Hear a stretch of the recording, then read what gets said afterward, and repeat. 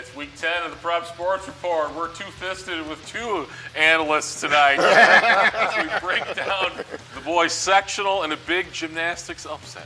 Yes. And a couple of sectional upsets, or at least one for sure. Yeah. And we'll let you talk when we come back. All right, we'll be back with the Prep Sports Report right after this. Who is the dark afraid of? His name is Tim. When you report a power outage, Tim and linemen like him respond to the call.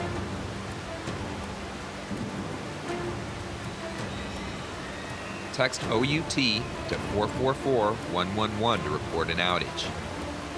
With your cell phone, when the power's out, power is still in your hands.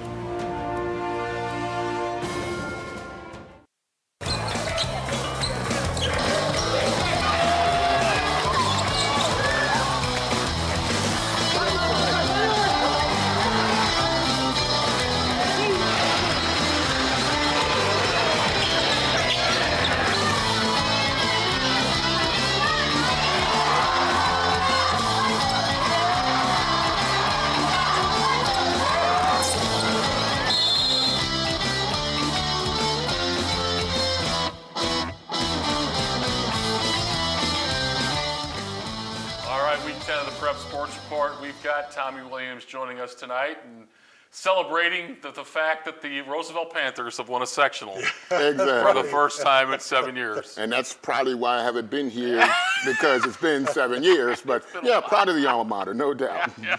All right, congratulations. Let's get started right now with some basketball. First, over at East Chicago. This was a much closer game than I think a lot of folks thought it would be. Morton and East Chicago, right? I was there. It was amazing. Yeah. What a game this was. I'll tell you. Morton, I thought, was going to get blown out by maybe 10, 15.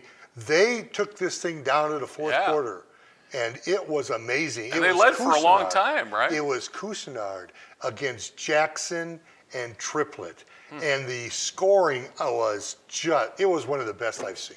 All right, let's go to the highlights of sectional week. Friday night, Morton, who I thought had given up on the season after that Crown Point debacle, came back in the postseason, though, play a very good game. They really did. And this young man, this Triplett, I think it was Jarrell Triplett, he had 26, and his running mate had 27. There's Cousinard. There's Cousinard there, and boy, he put on a show. I don't know if Kansas is still looking, but I'm telling you, after this sectional, he is outstanding. Well, I'll tell you what, boys, the way Kansas played today in the Big 12 tournament, they could use Cousinard right now. Too late now, but they could have used him earlier today. But, you know, it's kind of funny. I mentioned that Cousinard isn't the player of the year with Northwest Indiana last week. I thought that the kid from Crown Point was going to get that, but young man stepped his game up against Hammond Morton, no doubt. Josh Adams for Morton knocking down a free ball.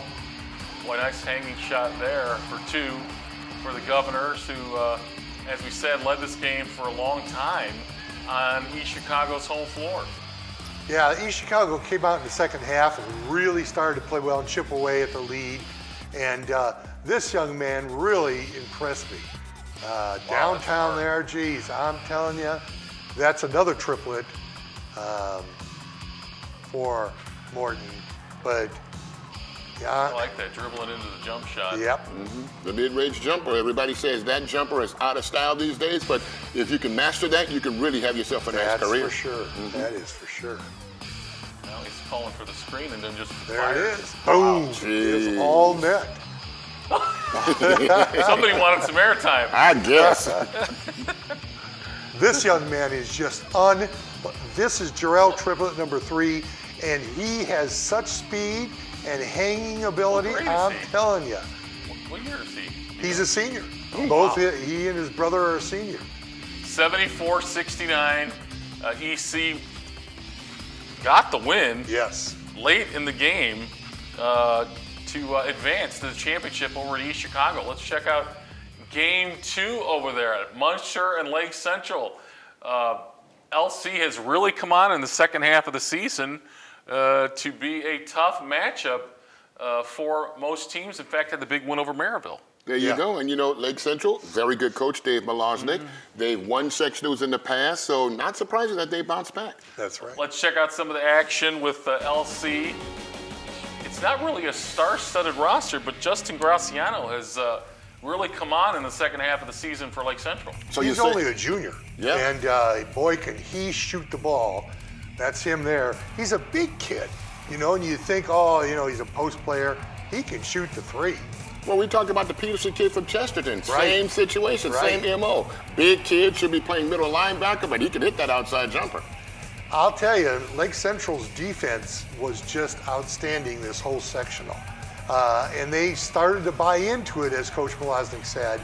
And once they did, they really started to come on. Well, Munster, who was really shocked by the pick of Westside over them on Tuesday night in this television program. They got that W, but they were beaten here by Lake Central. Yeah. Narelle Smith has played well Yes, for he did in this LC as game. well. Yes, he did. And look out for Munster next year, guys. Yeah. Very young basketball team. They got knocked off that night, but watch out. That's right.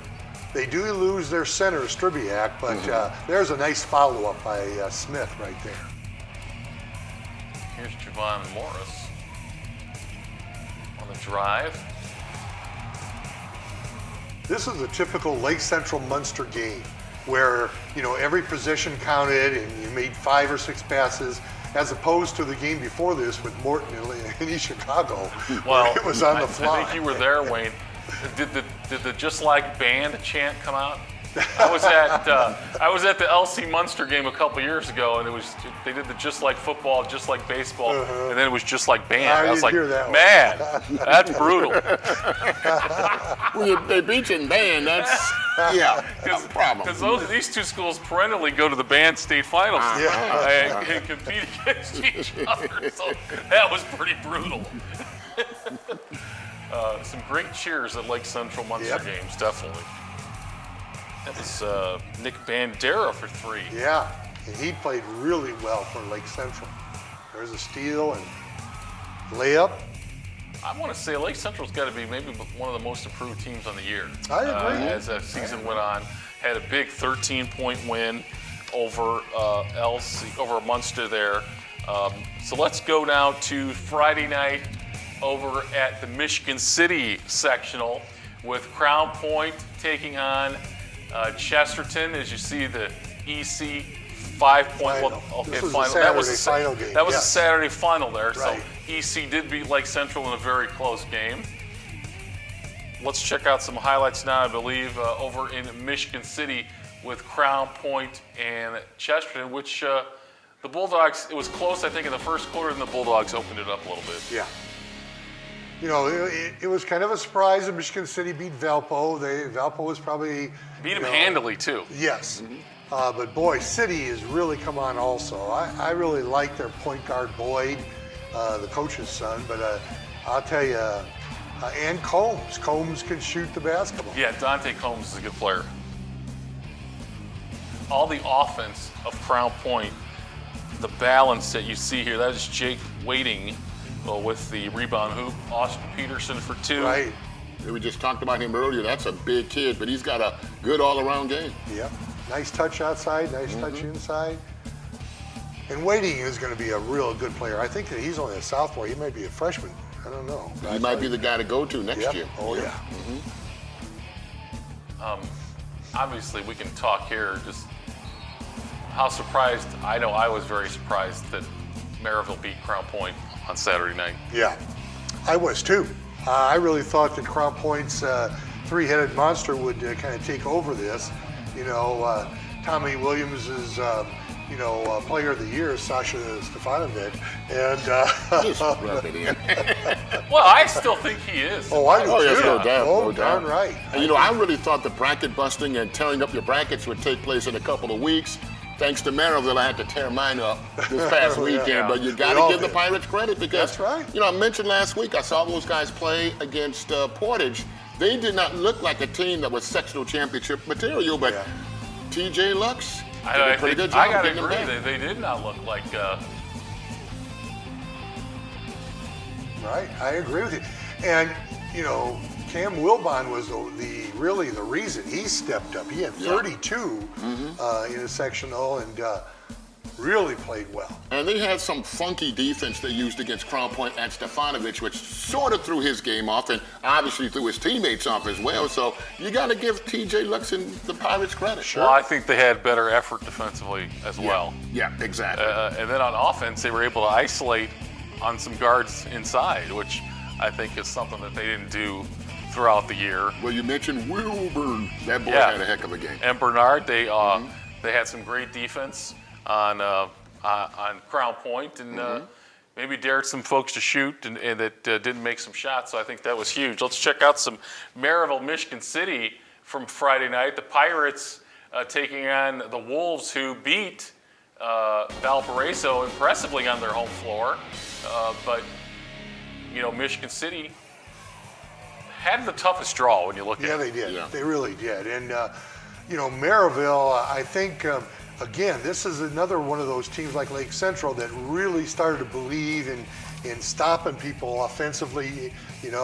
I think there's a young man named Ward who really has come on for Maryville and put the clamps on other people's stars. And I think if you're a scorer like Stefanovic and you have 3 different fresh players guarding you, that makes it obviously very difficult because if you get one of them in foul trouble, it doesn't matter. Right. I think Maryville finally committed to defense against him, and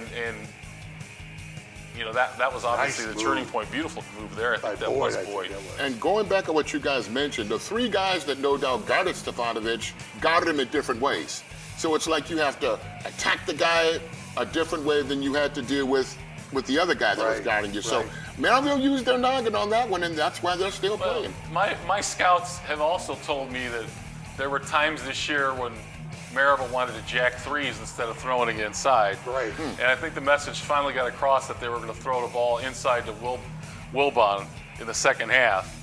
Because if your defense was that good and you were still down 5 at halftime, then there's something wrong with your offense. That's right. And your scouts are correct, because the last time I saw Maryville play, it was like, why are they throwing these 3-pointers up? Yeah, there's Wilbon there scoring against Michigan City inside for 2. Remember, we had folks telling us too, Wayne, that when Wilbon got into basketball shape, that no one would be able to handle him because he came off the football team. And they were right. They were right. Once it got to the middle of the season and he got into basketball shape, he was tremendous the second half of the year. Unstoppable, really. There you see the Maryville 57-48. Their defense actually doing very well on Friday night, too.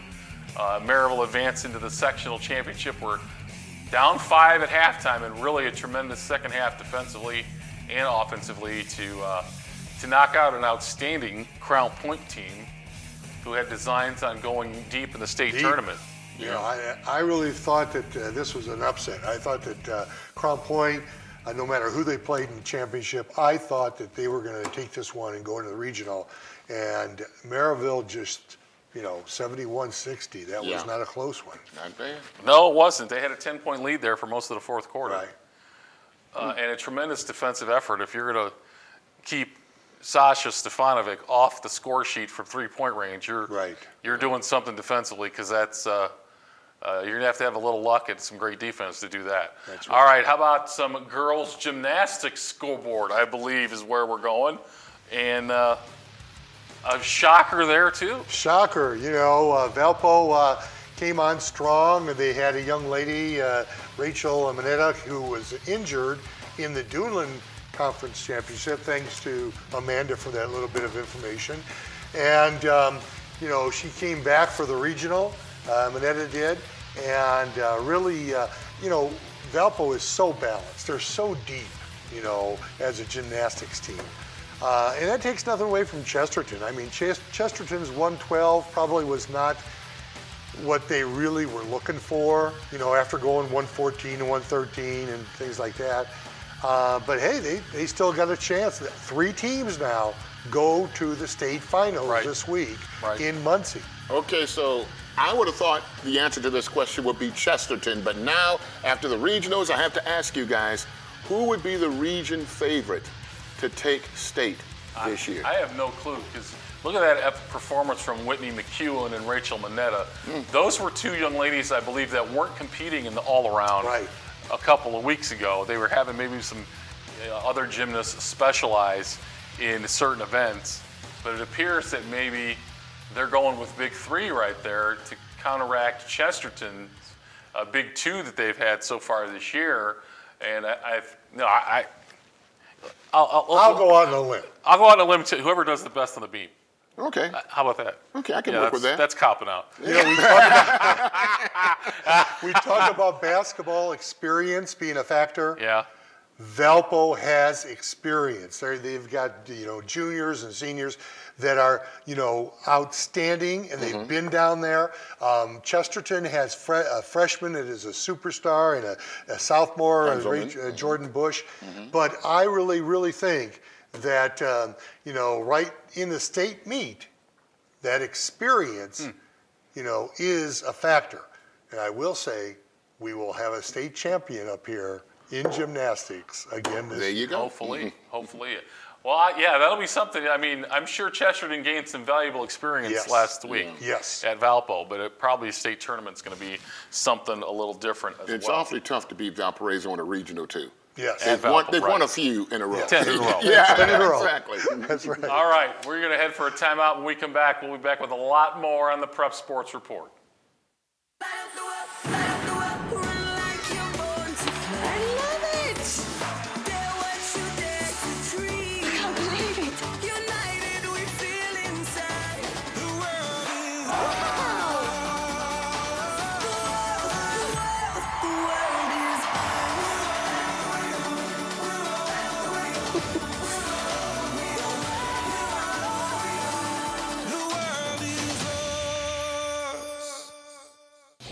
To find out more about prep basketball and other winter sports, find us on Facebook.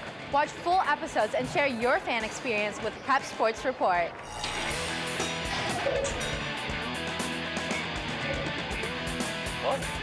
We're back on the Prep Sports Report and ready for the final boys top 10 of the year. Can you believe it? I can't. I can't believe it. But I want to make sure that we all understand this is a post-season final top 10. Okay, this just takes the sectional into account. Yes. Okay. Sections. Well, and Tommy, I think you were there with, you saw River Forest Roosevelt maybe? Yes, it would. Yes, Okay. it did. That's a really impressive win by Roosevelt. It was not a very close game there either. It was a 15-point game. As a matter of fact, Roosevelt was impressive throughout the entire tournament. I mean, Boone Grove obviously had not won a game this year. Roosevelt jumped on them early. Yeah. They jumped on River Forest early as well. Rebounding, they stayed on the glass the entire time. They just outdid everything. River Forest really was behind the 8 ball from Jump Street, and it showed in the final score. And in this particular poll, I know there are people who go, what do you mean Crown Point? But the top 5 there, and I think Twin Lakes too is still alive. But Yeah, they are. so the top 6 here are still alive in the regionals. Right. Boys, number 1. I don't know. You're giving it to the Cardinals, huh? Yep. Cardinals beat Maryville earlier in the year. But this is the beat postseason Griffith. poll. They beat Griffith, so they're in the regional. It's the postseason poll. I would This is have still in the had regional. Maryville number 1 just because they beat the best team left. Yeah, I was about to Out say, there. I agree with Joe on that. Yeah. Can I stand next to him instead? Sure, go ahead. I'll move over. All right. So there's the final boys top 10 of the year. How about some boys players of the week? Our postseason players of the week, shall we? Mr. Cousinar got it done, I guess. Wow, Again, huh? 35 against Morton and 28 against Lake Central. Well, and Cam Wilbon got it done. Wow, he sure hit 32 in the championship game. Yes, he did. That's big time against a really good Crown Point team. And DeAndre Goldson, isn't he a junior? He's a junior. Yeah. He's coming back So next year. Lott's coming back and Golson's coming back. He had 23, and then he had 31 against Westville. And let us not forget, he was the number 2 guy to German last year. Yes. And he really didn't get a lot of publicity, but No, oh he did boy, not. he's getting a lot of it now. He played very well in the postseason last year. Yes, he did. He was really somebody who could score inside against some really good teams that they played in the regional and the semi-state. There you go. And others we have for Players of the Week. Ray Galski of Chesterton, that's a basketball name out there at Chesterton, 26 versus Crown Point. Gerard Boyd, Michigan City, 23 against Maryville. And Cornell Hampton of Griffith has really come on, 26 versus Lighthouse. I think where they moved Al Irvin back to point guard, and that could be helping Griffith Right. here, and we'll see. How about some unknown boys players of the week? Tony Tucker. Who's this? Do you Well, know who you know Tony something? And that's the whole different thing about Roosevelt, and it's also the reason why they're still playing basketball. I'm a Roosevelt grad, and when they said Tony Tucker had 20, I said, who? You were there, and he's And I unknown. was at the game. Tony, nothing against you, but it just goes to show how deep this Roosevelt team is. Anybody can nail you, but no Glenn Robinson types. Okay. No Ronaldo Thomas types. Just a straight up team, which is the way the head coach wanted it to Makes be you difficult 4 to years defend. ago. Makes him difficult to defend. Zach Little had 21 versus 21st Century for Washington Township. Janelle Davis, a freshman out of 21st, had 20. I think he comes off the bench, too. Yes, he did. He did come off the bench. Yeah. And Chandler Goodwin of Marquette had 14 for Knox, against Knox. All right. How about, I think we did our gymnastics regional update. I think now we're- it's time to go through the picks of the regional. Time for our final Wayne's World of the season.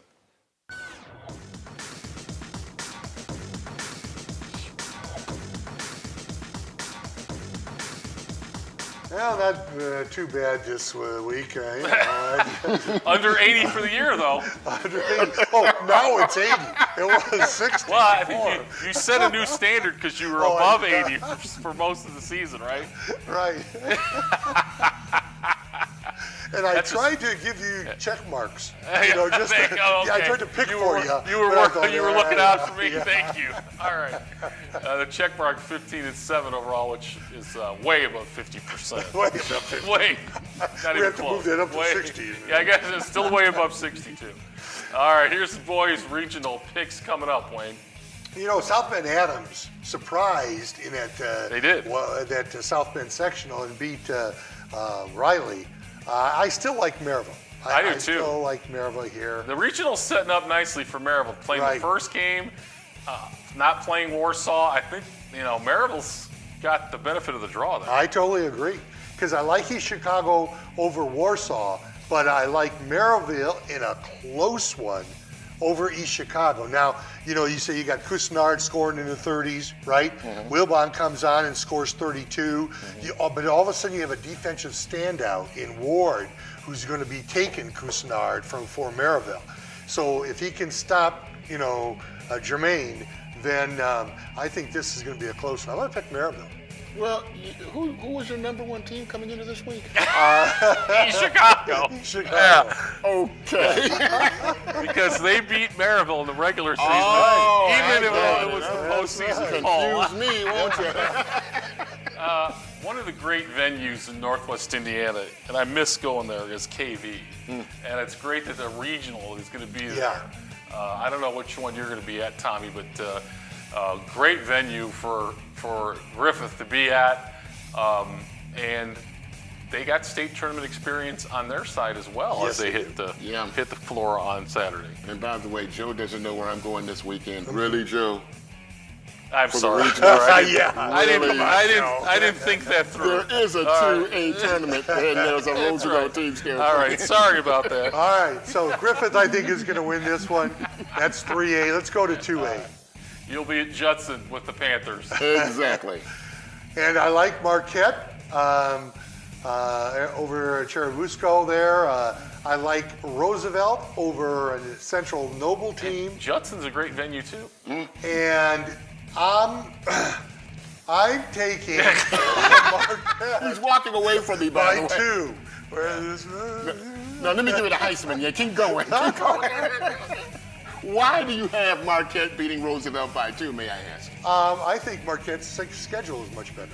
And they play very good teams. Not that says that Roosevelt's not, But I really think that throughout the season, a couple of kids, Kenny and I can't remember the other one. Marquette's, but we haven't really talked a lot about them or seen them that much, but they're kind of flown under the radar a little bit. And they're very good. All right, and where I'm going to be, which is just a average venue, as you can tell, but I've got to go see the home team play.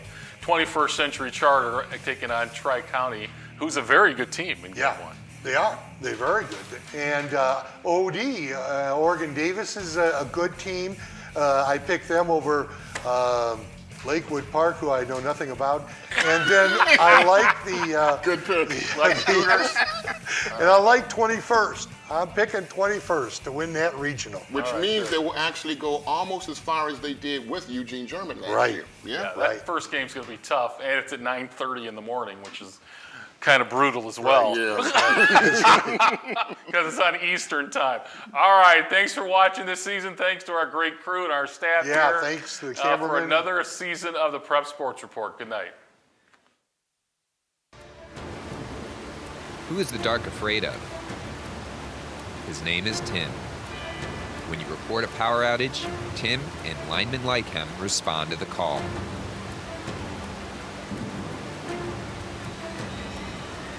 Text OUT to 444-111 to report an outage. With your cell phone, when the power is out, power is still in your hands.